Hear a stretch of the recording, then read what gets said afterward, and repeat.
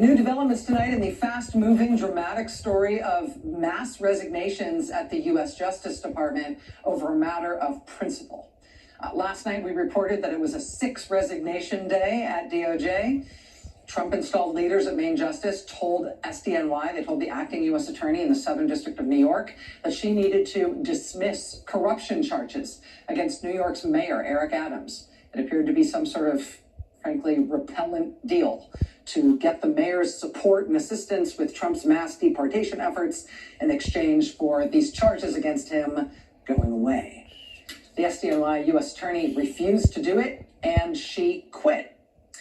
Because SDNY wouldn't do it, Trump's appointees at Maine Justice then ordered prosecutors at Maine Justice in Washington that they should do it instead. But that didn't work out as planned either. 2, then 3, then 4, then 5 more prosecutors at Maine Justice quit, rather than put their names on the effort to drop these charges against Eric Adams. So that's 6 high-profile resignations from the Justice Department since yesterday. And now a 7th.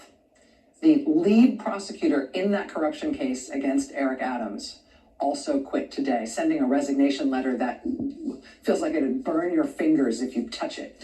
It included this line, which you may now cross-stitch on all the pillows in the world and pass them down to your kids and grandkids. Quote, "I expect you will eventually find someone who is enough of a fool or enough of a coward to file your motion, but it was never going to be me." So as of this morning, 7 principled resignations, and the Eric Adams charges still weren't dropped.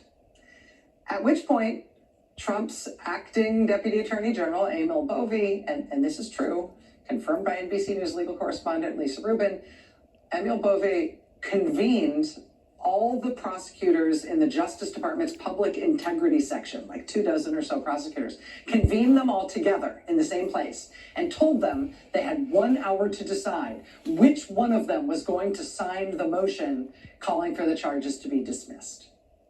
Emil Bovee apparently made clear that promotions were in the offing for anybody who'd be willing to sign this motion. And if you weren't willing to sign, well, they could all be fired. Ultimately, one veteran career prosecutor, who is apparently nearing retirement, said he would volunteer to sign the motion, basically under duress. Not because he necessarily supported it, but because he was hoping to save all of his colleagues' jobs. And so tonight, Trump's Justice Department has filed this motion in federal court in New York tonight. United States of America v. Eric Adams defendant, quote, "The United States respectfully submits this motion seeking dismissal without prejudice of the charges in this case with leave of the court." And without prejudice is the legal language there that allows them to bring these charges back whenever they want. Whenever the mayor of America's largest city, gets out of line and stops doing what Trump wants. But note that other phrase there, with leave of the court. That's important. This filing tonight, as hard as it was for Trump's Justice Department to get it done, it doesn't just end the case. Because the Justice Department can't just unilaterally say charges are dismissed after they've already brought charges in court. This is a matter in court being overseen by a federal judge now. And the federal judge on the case has to sign off on dropping these charges. And that might be a whole new thing, too. The details of that, you're going to want to hear this. Lisa Rubin joins us to update us on that next. Okay, so I'm very thankful to Rachel Maddow for just explaining what without prejudice versus with prejudice means. I'm very grateful, because now I don't have to define what that means. Now I don't have to define what that means. And yeah. This is Thomas, the narrator. This is another clip from Rachel Maddow. And I'm glad that I didn't go to law school in my 20s. I'm glad that I And I don't regret going to Gallaudet University either, because I can say 110% that going to Gallaudet University was 110% my choice. And yeah, things may have happened there. Things may have happened there that may have required the assistance of my member of Congress, as it is a federal agency.